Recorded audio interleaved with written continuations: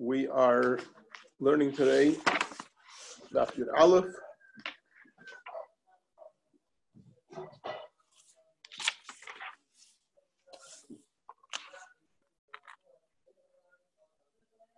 I'm echt een helder vraag. Ik weet het zo klaar.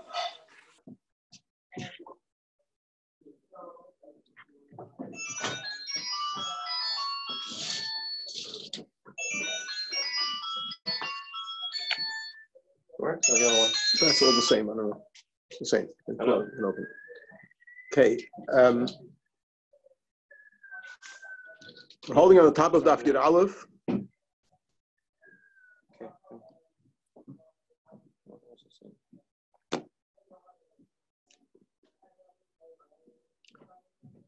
Ki Amar, we're 5 lines from the top of the page. Ki Amar says that Avshalom, we learned yesterday that Avshalom made a monument, a matzeva. And the reason he made a matzeva, a monument, because he said, I don't have any sons. Did Avshalom not have any sons? The Haksiv doesn't say in the pasuk Vayivoldu Avshalom shloisha banim uvasach. That Avshalom were born to Avshalom 3 sons and 1 daughter. Amar Rav Yitzchak bar Avdimi, so Rav Yitzchak bar Avdimi said, Ben Avshalom did not have a son who was fit to become king. That's the meaning he didn't have a son. He had sons, but the sons were not fit to replace him as king, and that's therefore he made himself a monument. Rav Chisda Amar, Rav Chisda says, Gemiri, we have a tradition, Kol HaSeiref to Aseh Shel Chaveirei, anyone who burns his fellow's grain, Ein Meniach Ben Pershai, doesn't leave over a son to inherit him. Iu Kalel with the Yoav, and Avshalom burned Yoav's grain. Yichsiv, as it says in the pasuk, Vayemer Elavadav, Yoav was David HaMelech's general. Avshalom was at war with David HaMelech, so he was automatically at war with Yoav. So it says he said to his servants, Ru'u Chelkas Yoav al Yadi, look, this is the plot of land that belongs to Yoav. And he has over there barley. Go and ignite it in fire. And Avshalom's servants went and lit the plot of land that belonged to Yoav on fire and burnt the barley. And we have a Kabbalah that anyone who burns the grain of his fellow does not leave over a son to inherit him, and therefore he did not have a son that was worthy of inheriting his position. The Mishnah said, that the principle of midah keneged midah, that the Eibishter gives punishment measure for measure, also goes as far as good is concerned, that the Eibishter rewards measure for measure. And the Mishnah gave an example of Miriam, that Miriam waited for Moshe one shah, when Moshe was put in the river. So Miriam stood on the side to see what would happen, and as a reward for that, Klal Yisrael waited for her 7 days when she became a Mitzeras and Pashas Ba'alais. What's the comparison? Miriam only waited for Moshe 1 hour. Here she was waited for 7 days. So that's not midah keneged midah. Abaye said, we should be geirus in the Mishnah, not v'chein linyan ateva, linyan ateva enekein. That when it comes to good, it doesn't work the same way, because when it comes to good, it's much more than the midah. Amar le Rava, so Rava said to Abaye, v'chein linyan ateva katani. But look at the Mishnah; it says v'chein linyan ateva. Ela ma Rava hachi katani. So Rava said, this is what the Mishnah means to say: v'chein linyan ateva de'beisa midah.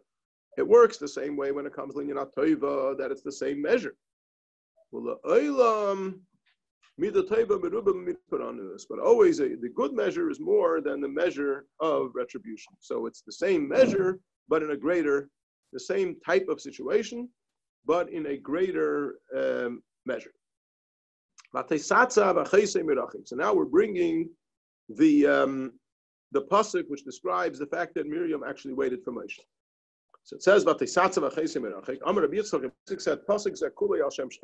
entire pasuk is talking about the Shekhinah. The first word in the pasuk is Vatesatzav. How do we know that Vatesatzav, she stood, means the Shekhinah? As it says in the pasuk in Shmuel, Vayavei Hashem, Vayisyatzav, Hashem came and stood. So the word Vatisyatzav is the same pasuk as same word as Vayavei Hashem, Vayisyatzav, which is talking about the Eibishter over there. So over here it's also talking about the Eibishter. Achaisai. The next second word in the pasuk is achaisai. How do we know that the word achaisai is a reference to the Shekhinah? It says in the pasuk, Emer lachachma achaisiat. Say to Chachma, you are my sister. And Rashi says, Amir lachachma shehi eitz lakadosh baruch hu mipiv. Chachma is next to the Eibishter and it comes out of his mouth. Remember, ki Hashem yitin chachma mipiv das utvuna. So therefore, chachma refers to the Shechina, something which is next to the Eibishter. And since chachma is Amir lachachma achaysiyat, so when it says achaysay, it refers to chachma, which is the Shechina. Meirachik. The next word in the pasuk is Meirachik. How do we know that refers to the Shechina? The Chsiv, it says in the pasuk in Yirmiyah, Meirachik Hashem nirali. From a distance, Hashem appears to me. So the word Meirachik means the Shechina. Ladas, how do we know Ladas means the Shechina? The Chsiv, Kikel Deis Havayin. The Eibishter is a god of Deis. Deis is the plural of Das. So Das refers to the Eibishter. Ma, next word in the pasuk is Ma. The Chsiv, it says in the pasuk, Mo Hashem Elokecha She'el Me'imach. So Mo is connected with Hashem Elokecha. Yeyase. The Chsiv Kila Yasa Hashem Elokim Davar. So the word Yasa is describing Hashem Elokim. So we know that Yeyasa is the Shechina. Loi, the last word in the pasuk is Loi. The Chsiv, as it says, Vayikra Loi Hashem Shalom. So we know the word Loi also is a reference to the Shechina. Yakam Melech Chadash. It says that a new king arose. Rav Shmuel. We have a machlokas here between Rav and Shmuel. Chad Amar Chadash Mamish. If one says literally a new king, and one says his decrees were renewed, meaning it was the same old king, just that he made new decrees. The one that it says literally a new king, that says it was literally a new king. It says in the pasuk, "Vayakam melech chadash." A melech chadash means a new king. And the other opinion who says that it wasn't actually a new king, just had started with new decrees. They're like, normally, if a king was replaced, say Vayamas, the first king died, Vayimlech, and somebody else became king. Since here it doesn't say Vayamas, it just says Vayakam el Chadash al Mitzrayim. So obviously it means not that there was actually a new king, but only Shenischadshu Gzereisa.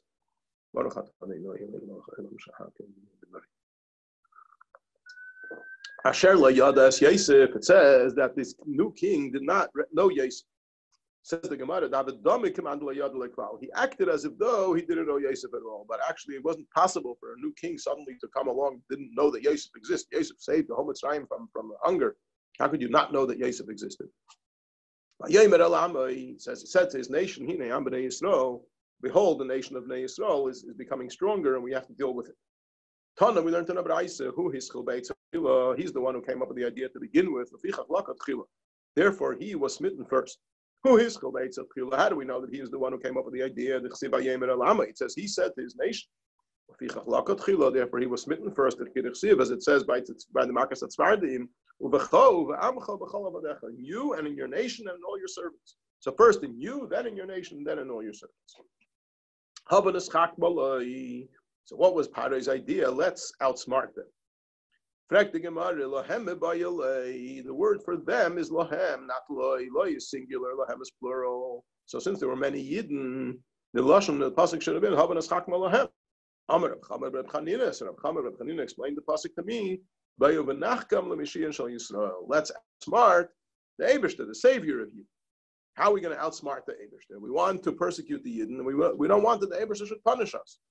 Derech we know that if somebody starts the Yidden, the Eibishter punishes them. So how are we going to deal with this? So they made a cheshbon like this. How should we persecute the Yidden? How should we cause the Yidden to be punished? If we start with them with fire, the Eibush is going to get back at us. It says in the pasuk, the whole the Eibush comes in fire. So if we know that the Eibush behaves in a way of midah connected midah. So if we're going to persecute the Yidden with fire, the Eibush is going to get us back with fire. And it says in another pasuk, that with fire the Eibush gives retribution. Should we start up with the Yidden with a sword? It says with the Eibush with his sword comes against all flesh. So the Eibush is pretty proficient with the sword.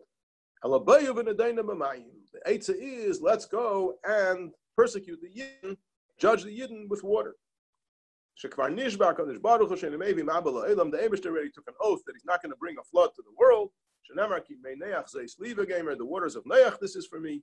And therefore, since the Eibush already committed himself that he's not going to bring a flood, then the Eibush punishes midah connected midah. So if we're going to persecute the Yidden with water by drowning their children in the river, the Eibush is not going to be able to get back at us. But what the Egyptians didn't realize is Abishta promised never to bring a flood against the whole world. Maybe, but on one single nation, Abishta can bring a flood. Inami, or another explanation, who ain't maybe, the Abish is not going to bring a flood even on one nation. But they can come and fall into it. And so it says by Kriyas Yamsuf, the Egyptians were escaping towards the water. So the Egyptians went into the water, not the water came on them. This is what Rabbi Elazar said. What is the meaning of the pasuk?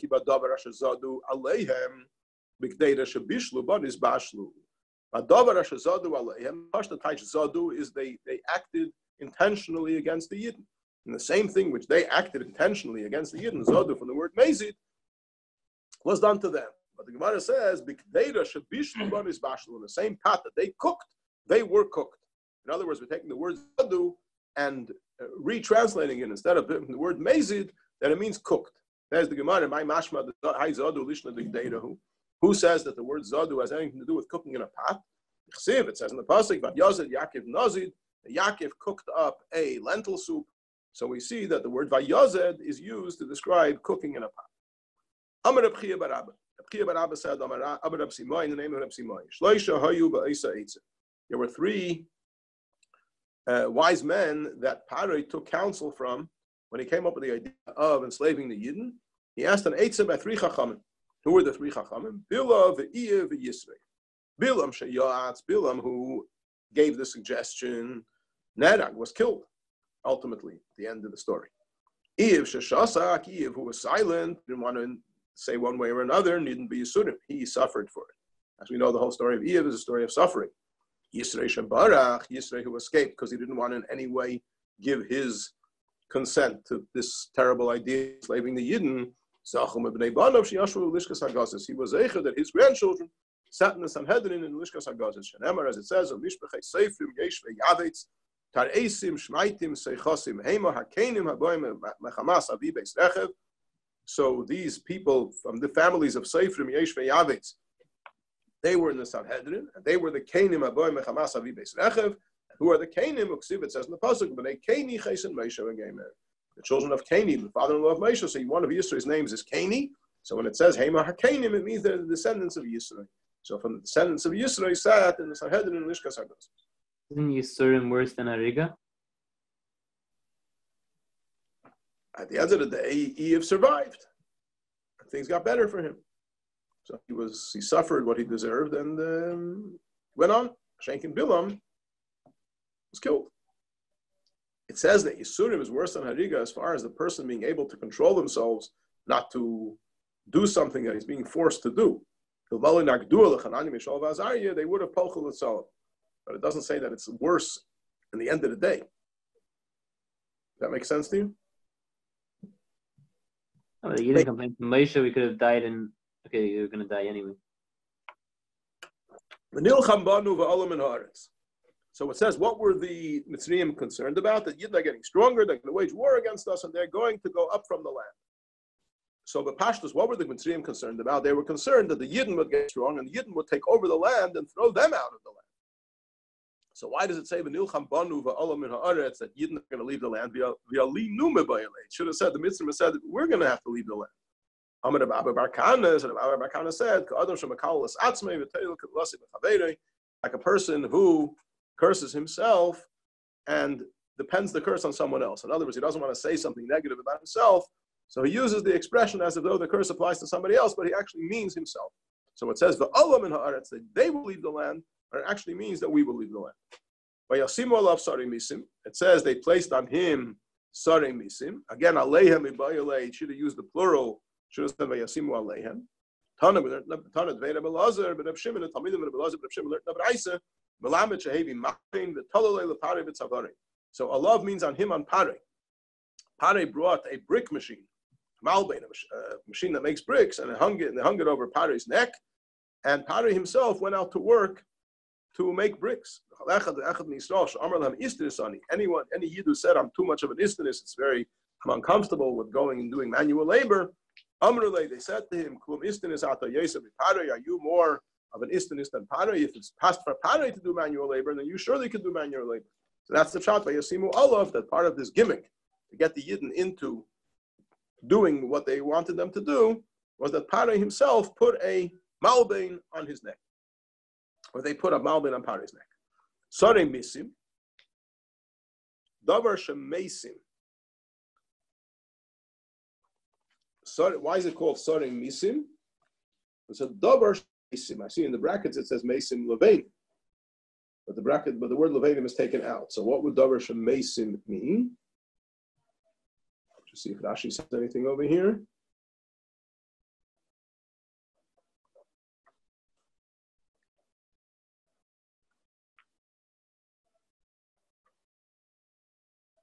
Davar shemesim ridui shel shuma shemagilim u'masimin la'aveda eisei malben shetalei haveli yisrael ridui shel hasham.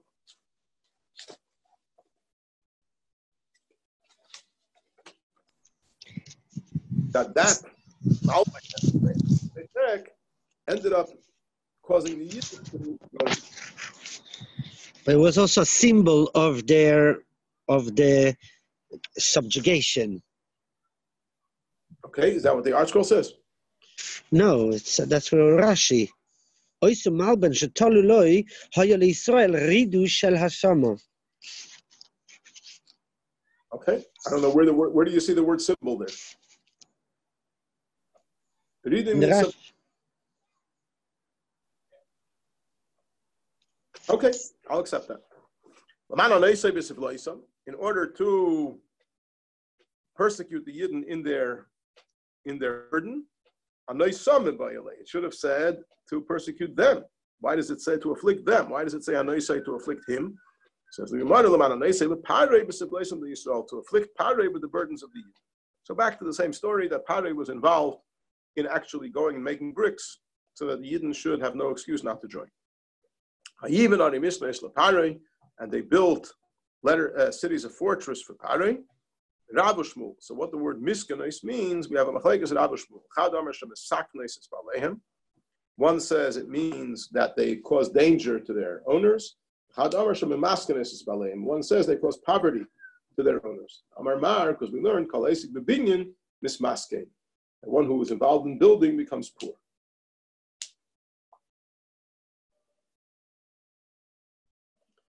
When it says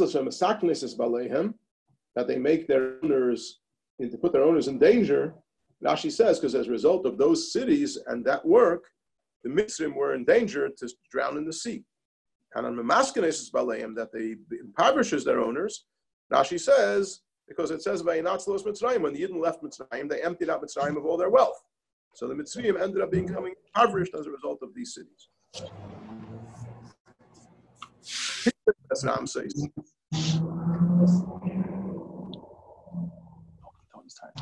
As Pisay Ram says, it says we're on about 6 lines from the bottom of Daf Yud Aleph.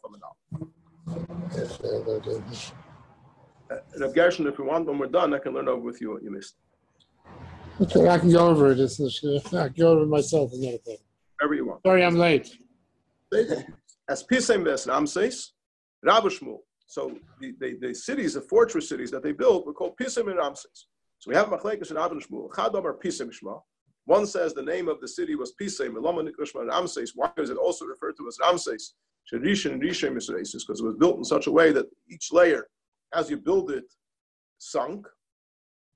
V'chad Omar apart, or it sunk. Misraces, Sheyabainim, Tzasa, Misraces, and Neifel. When they built a little bit, it crumbled and it fell.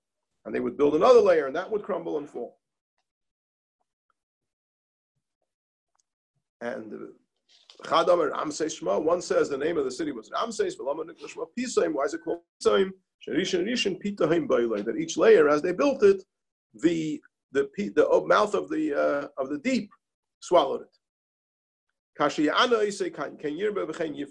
says, as they afflicted them, so they will multiply, and so they will become stronger. The correct way of saying this would be so they became more and they became stronger. Why you say they will become many, and they will become strong? Amar Reish Lakish said, the Ruach HaKodesh mibasrata. The Eibishter says, the Ruach HaKodesh is giving the news.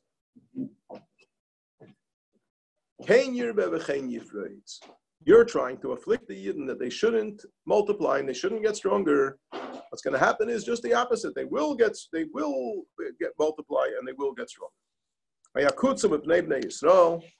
says that they became disgusted of the Yidden. They were in their eyes like thorns. So the word by Yakutsu is from the word kaitzim, thorns. So the Yidden were to the Mitzrim like thorns.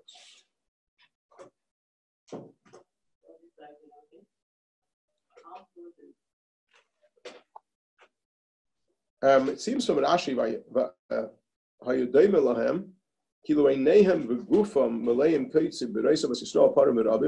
that the Mitzrim felt like they were full of thorns when they saw the way the Yidden were multiplying.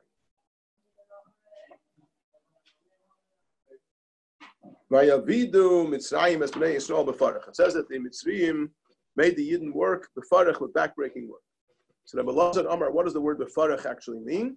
Rabbi Lazar says beferach, with a soft mouth, as we said, that in the beginning they encouraged the Yidden to come to work with nice, friendly words.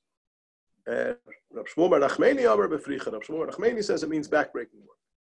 They embittered their lives with hard work, with mortar and bricks, etc.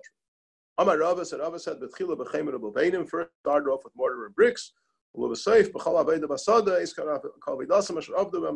then it included all types of work in the field, all the work that they worked with them, backbreaking work. Amar Rav Shmuel bar Nachmani. Shmuel bar Nachmani says, what does befarach mean? Amar Rabbi Yonasan, the name of Rabbi Yonasan, they would give man's work to women and women's work to men. And even according to the opinion who are the first time befarach learns that it means befarach with a soft mouth, here he must say that it means with very challenging backbreaking work. On the side it says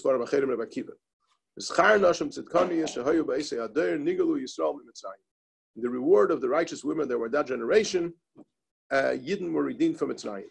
What did these righteous women of that generation do? When they went to fetch water, so the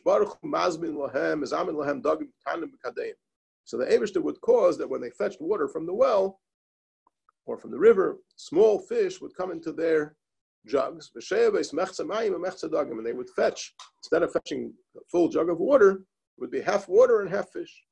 They would come and they would put up 2 pots to cook, one with hot water, and one with fish. And they would bring it to their husbands in the fields, as we said before. In addition to the work that they did, they also did kol aveda basada. So they had their husbands were in the fields working, and they bathed them with the hot water that they boiled up. And they smeared them. They gave them to eat fish. They gave them to drink. And they had relations with them between the furrows of the fields.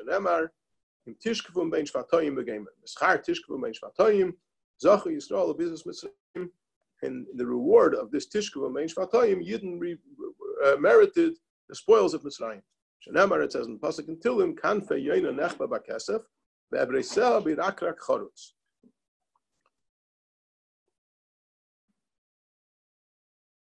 So how does that Pasuk tell us that? Say Kanfe Yoina Nechba Bakesef is obviously talking about the business Mitzrayim, the silver and the precious metals that they took out of Mitzrayim. How does it connect with Tishkavum Bein Shvatayim?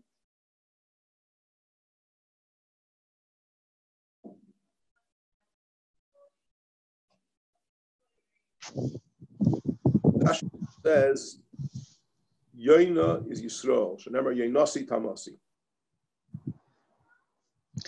Basically.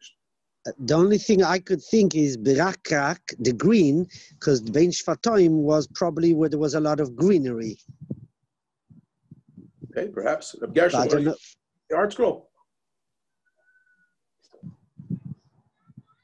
It says here, since the women stayed faithful to their husbands and supported them, the Israelites merited to be saved.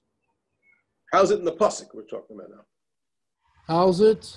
How is it merumas in the pasuk? Shenemar kanfe yeno nechba b'kesef efreiseh b'rakrak chorutz. Does he explain how that pasuk brings it out? Israel is compared to a dove. Rashi says. Rashi says compared to a dove, the Seder, but it doesn't. Right. The So the passage, passage yeah. it says the passage thus conveys that that the dove was loaded. Israel was loaded with gold and silver spoils of Egypt. However, this is apparently difficult because we learned above that the Israelites were granted the spoils of Egypt in return for their work in building Pharaoh's storage cities. If you look at the Rashi before Yoino, actually, Bench Fatoim, it says, Bein Mitzray Asadas Mekoimim Tznuin, there was Tznua because there was a lot of greenery. Mitzray Gvul Asad Gavoya Mikan Mechaver Mikan V'choritz Be'emsa. So Birakra Chorutz, I don't know what Ve'evreser, but basically it's a reward out of the Yerakrak that they were in the greenery in between. Basically, they had like mechitzes. Okay, on the Mekanzam Gar Pasha, that it's Mehemshech, the Pasuk, Kanfe Yin and Echba Bakasva, we said, but Akra Karutz comes Mehemshech to the Pasuk that with the previous. They didn't stay there as long as they didn't stay in Egypt as long as they were meant to. Basically. Lasted only 210 years. The actual slavery didn't begin until 116 years before they left. What's up the Sashaychus what we're talking about now? It's a note here. Okay, to say that.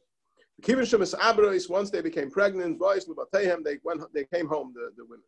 Kivin Shemagias Man Meladeim, when it came time for them to give birth, Helchas V'Yelus Basada, they went and gave birth in the field, Tachas Atapuach, under the apple trees. Shenemar, as it says, Tachas Atapuach Edartich. HaKadosh Baruch Hu Sheileach Mishmei Marei Misha Mankir Mashpir Oisan. The Eibush said heaven, someone who would look after them, kechayazu, like a midwife, shaperes sablad, that organizes the child. Shenemar umeludei sayich b'yem hiledes eisach, and the day you were born, like karas sharich b'mayim leirachatz lamishti, you didn't have to cut the navel, you didn't have to wash yourself in water. It was all taken care of. Malakat lahem shnei gulim, and they pick for them two round balls, echad shel shemen ve'echad shel dvash, one of oil and one of honey. That he nursed him with honey from a stone, and oil from chalmish sur is also from a flintstone. When the Egyptians recognized that the Yiddish children were born, came to kill the children, and so a miracle happened. The children were swallowed up in the earth. So the Egyptians were quite adamant to kill the Jewish children. So they would bring oxen, the chershin al gabam, and plow. They saw that the children were swallowed up in the earth. So they brought oxen to plow the earth to find the children. Shenemar, as it says, al gabi chershin, over my back they plowed. When the Egyptians left, they fed up. They saw they weren't going to find them. The Yiddish kinder would sprout out, come out like the grass of the field.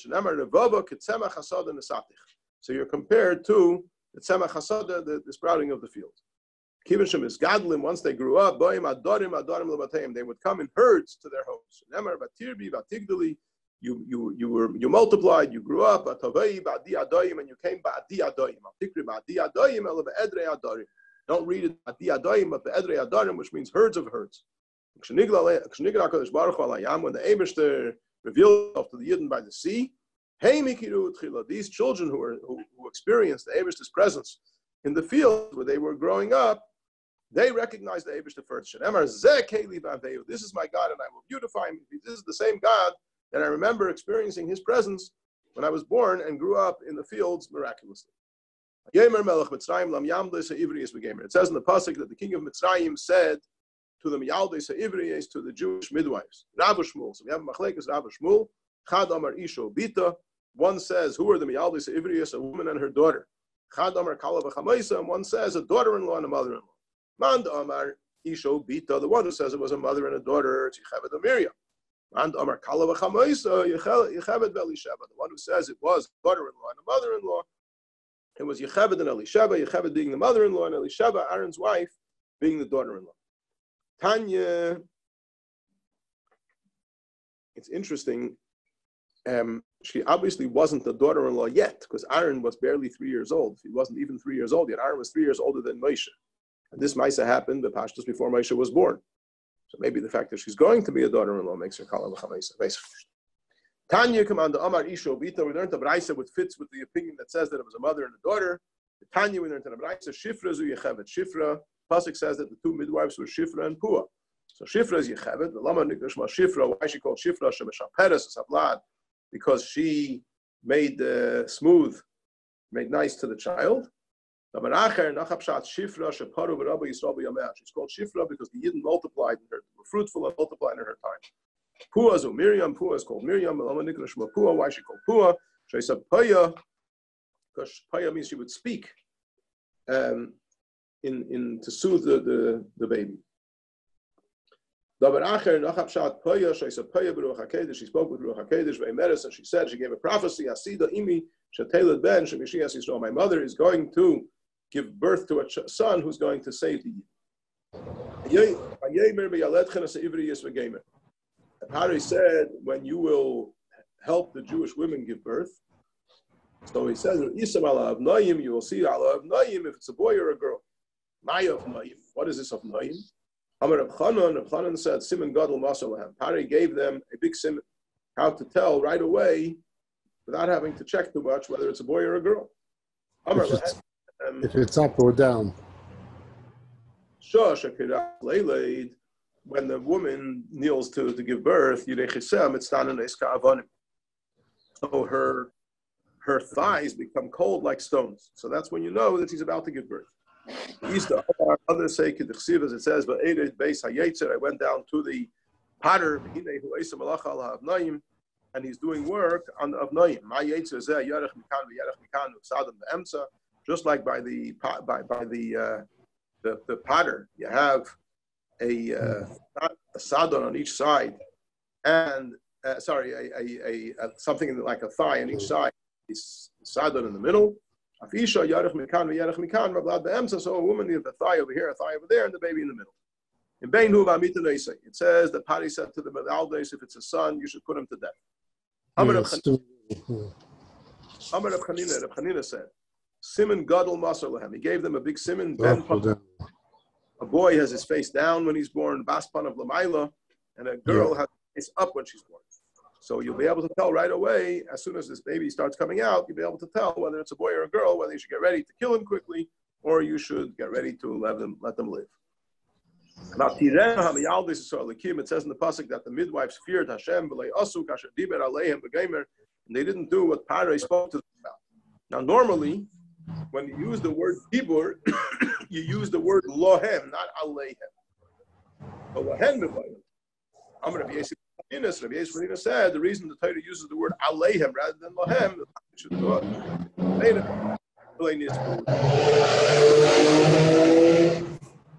how they tried to convince the Jewish midwives to an Aveda, and they did not cooperate. But Chayedas Hayeladim, they let the boys live against Pare's instructions. Tana, we learned in Abraisa, like Dayan Shalei Hamisue, some not only did they not put them to death, but Chayedas Hayeladim, they gave them life. They provided them with life. They provided them with they provided for them water and sustenance and food. So Pare had ties to the midwives. Why didn't you do what I told you? So the midwife said to Pare, the Jewish women are not like the Egyptian women, but rather they are chayes. My chayes. What does chayes mean? If you want to tell me what that it means, a chayes means they're themselves midwives. So why didn't we do what we had to do? Because we weren't needed. Because the Jewish women, not like the Egyptian women, and they need a midwife to help them give birth, they're midwives themselves. So does a midwife, when she gives birth, not need another midwife to help her? So that can't be the pshat. They said to Pare, this nation, the Yiddish nation, are compared to a chaya, an animal. Yehuda, Gur Arya, Yehuda, we find in the pasuk is compared to a lion. Dan Nachash. Dan is compared to a snake. Naphtali Ayah L'Shlucha. Naphtali is compared to a mountain goat. Yisachar Chamer Garim. Yisachar is compared to a donkey. Yosef B'Cher Sher. Yosef is compared to an ox. Binyamin Zeif Yitraf. Binyamin is compared to a wolf. Those shvatim about whom it says a comparison to an animal, it says. With the lok sivbei, and wherever it doesn't say explicitly a comparison to an animal, siv it says ma'im chalavi ben arayis ravtza, just as your mother is a lion, a young lioness amongst the lions that lie. So it compares all Yidden to lions. So being that the Yidden are compared to animals, animals don't need midwives, therefore the Yidden don't need midwives.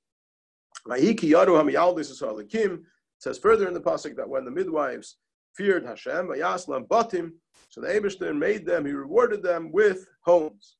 What does that mean? Rabbi Shmuel, Machlekes Rabbi Shmuel, what it means. Chadamar, one says Bate Kahuna Leviah, households of Kahuna and Leviah. In other words, that their descendants became Kohanim and Leviim. Chadamar Bate Malchus, and one says homes of kingship, that their descendants became kings. Mandamar Bate Kahuna Leviah, the one who says it means households of Kahuna and Leviah, Aaron and Moshe. So from them stemmed Aaron and Moshe. Aaron is a Kohen and Moshe is a Levi. Mandamar Bate Malchus, the one who says it's households of kingship. David Nami Miriam Kaasi. David stems from Miriam because Miriam married Kalev, who was the Chsiv, as it says in the pasuk, Atamas Azuva Yikachle Kalev es Ephros. That Azuva died and Kalev took a Ephros for a wife. Ateled le Eschur, and she bore him Chur. Uksiv David ben Ish Ephrasi v'Geimer. David was the son of an Ish Ephrasi. So being that Miriam is described in this pasuk as Ephros, and David is ben Ish Ephrasi, so we know that David stemmed from Miriam. It says in the pasuk, "V'kolev ben Chet." Came from Rashi that the svara to say that it was Bate Malchus is because that side from Yocheved and from Miriam. Mashenkin Bate Guna Bate Levi are only from Yocheved. Thank you. V'kolev ben Chetzrein Helo des Azuva Ish es Yiriyis. It says in the pasuk that Kalev ben Chetzrein gave birth to Azuva, Isha, and Yiriyis. Ve'elu baneha, and the following were her sons: Yashar, V'Sheva, V'Ardai. Correct the Gemara. Ben Chetzrein. Kalev is the son of Chetzrein. Ben Yefunah, who we have in the whole Chumash. Kalev ben Yefunah. Zak the Gemara. Ben Shapana me'atzas menaglim. He's called Ben Yefunah not because his father's name was Yefunah, but because he turned away from the counsel of the spies of the Menaglim. Correct the Gemara. V'Akati ben Knazu. But he's still not the son of Chetzrein, he's the son of Kenaz. Chsiv, as it says in the pasuk, by Yilkad Asniel ben Kenaz, the city was conquered by Asniel ben Kenaz, Achi Kalev, the brother of Kalev. So if Asniel, the brother of Kalev, was the son of Kenaz, obviously Kalev is also the son of Kenaz. Amar Rabba said, no, Cherge the Kenaz. He was a stepson of Kenaz. His mother married Kenaz. Dekanami, it also seems this way from the pasuk, Chsiv Haknizi. It says Kalev ben Yefunah Haknizi. So that means his father's name was not Kenaz, but he was Haknizi because he was raised by his stepfather, whose name was Kenaz. Shma Mina. So this Deka Nami is accepted. It's like a good raya. So the kasha, the fact that he was a Kati ben Kenaz, is dealt with. We'll hold it over here. Tomorrow, Mirz Hashem. And as Hashem, things go as planned. It'll be continuing this way. The shir will be at 3:00. I don't know if that works for people. I'm starting Mirz Hashem tomorrow, yeshiva on Zoom. So it works in the Seder Yeshiva. Have it during the Bachram's lunch break. So the shir will be at 3:00. On the same. At the moment, the plan is it'll be on the same link that we've used until now. Same link. Okay. That's 5:00 our time. That's in Eretz Yisrael. It's 5:00. Wish you a very good day. I might have to leave off early because I think we have a mincha at 5:40. Now I've got a daf yomi at 6. Okay. Baruch Hashem, you're busy with. Morning. Now you press start video when you're ready. Where I press start video? Touch the screen so the settings come up. Now you press at the top. See start video. Next to mute. Here.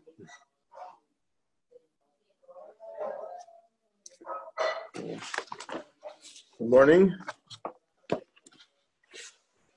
Hope everybody's well.